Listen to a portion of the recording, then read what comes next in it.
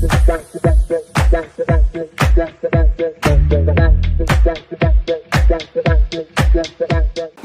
இப்போ தான் நான் கல்கி படம் பார்த்துட்டு வரேன். என்னை பொறுத்தவரையில் நான் அதில் ஒரு சில மணித்தொழில்கள் நிமிஷங்கள் தான் நான் இந்த படத்தில் வரேன். எனக்கு இனி வேலை தொடங்கிறது பார்ட் 2ல் தான். அதனால் நான் கிட்டத்தட்ட ரசிகர்கள் பார்க்குற மாதிரி தான் நானும் இதை பார்த்தேன், வியந்து பார்க்குறேன். உலக என்டர்டெயின்மெண்ட் அதை நோக்கி இந்திய சினிமா நகர்ந்து கொண்டிருக்கிறது என்பதற்கான பல அடையாளங்கள் சமீப காலங்களாக வந்து கொண்டிருக்கின்றன. அவற்றில் ஒன்று நாக் அஸ்வின் அவர்களின் கல்கி என்று நான் நினைக்கிறேன். ஏன்னா நம்மளுடைய ஆயுதங்கள் ரொம்ப கையால் செய்த ஆயுதங்களாக இருந்தாலும் அதோடைய வலிமை உலகம் பூரா பேசப்படும் என்பதற்கு அடையாளமாக சயின்ஸ் ஃபிக்ஷன், மித்தாலஜி எல்லாத்தையும் கலந்து எந்த அளவுக்கு அது எம்பாரஸ்மெண்ட் இல்லாமல், மத சார்பும் ரொம்ப இல்லாமல் அதை ரொம்ப கிளவராக பண்ணியிருக்காங்க. நான் மித்தாலஜி படங்களில் நடித்தது கிடையாது. நான் மனிதர்களோட வாழ்பவன். அதனால் இருந்தாலும் ஒரு சுவாரஸ்யமான கதையை இவர் சொல்லியிருக்கிறார். கதை சொல்லிகள் என்று வரும்போது இந்தியாவுடன் போட்டி போடுவதற்கு கிரேக்கம் போன்ற, சைனா போன்ற நாடுகளால் தான் இயலும். மற்ற கல்ச்சர்ஸ்க்கு அவ்வளோ கதைகள் கிடையாது. அந்த கதைகளிலிருந்து செலக்ட் பண்ணி செதுக்கி எடுத்து ஒரு ஜனரஞ்சகமான படத்தை உருவாக்கி இருக்கிறார். ரொம்ப பொறுமையுடன் அதை எல்லாரையும் பொறுமையுடன் அழைத்து வரவழைத்து அவங்கள இதில் பங்கெடுத்துக்க வச்சுருக்காங்க. அமித்ஜியெல்லாம் எந்த பட்டியலில் சேர்க்கறது, இளம் நடிகர்கள் பட்டியலையா இல்லை பழம் நடிகர்கள் பட்டியலில் சேர்க்கறதாங்கிறது குழப்பம் வர்ற அளவுக்கு அவ்வளோ பிரபாவமாக பண்ணியிருக்காரு.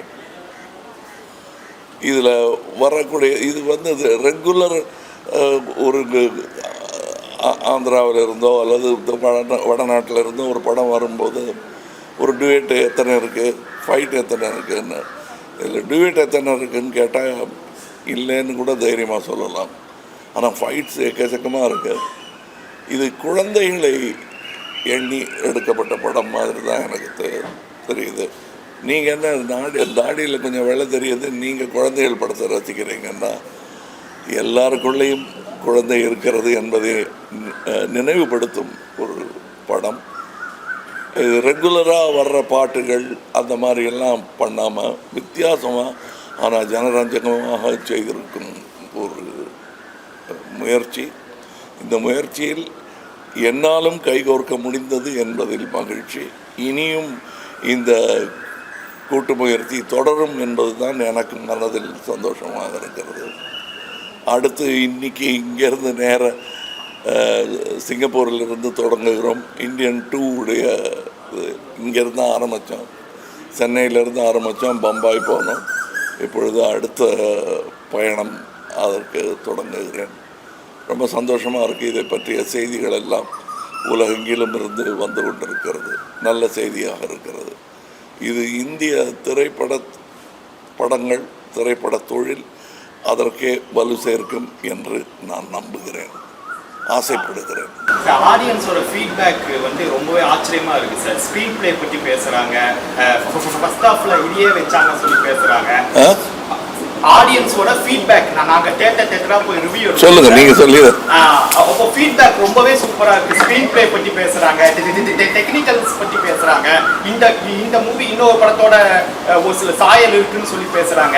ஸோ இது ஆடியன்ஸோட நாலேஜ் நீங்க எப்படி சார் பாக்குறீங்க?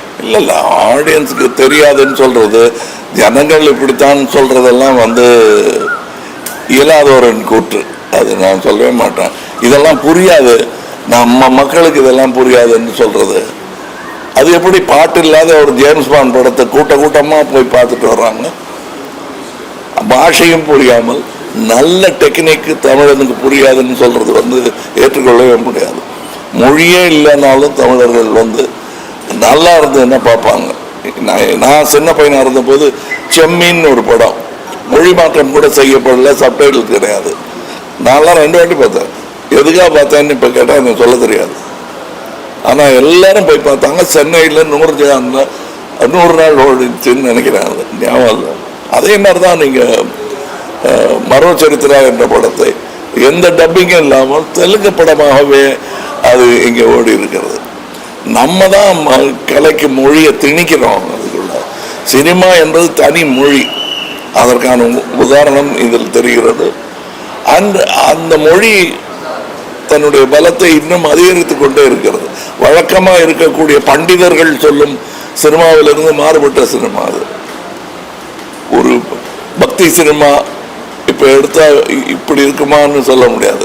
ஆனால் அதுவும் இல்லாமல் இதுவும் இல்லாமல் சயின்ஸ் ஃபிக்ஷனையும் இதையும் சேர்த்து செய்த கலவை வந்து நல்ல யுக்தி என்று நான் நினைக்கிறேன். ஏன்னா தேவையில்லாத கேள்விகளை இதில் கேட்கவே முடியாது.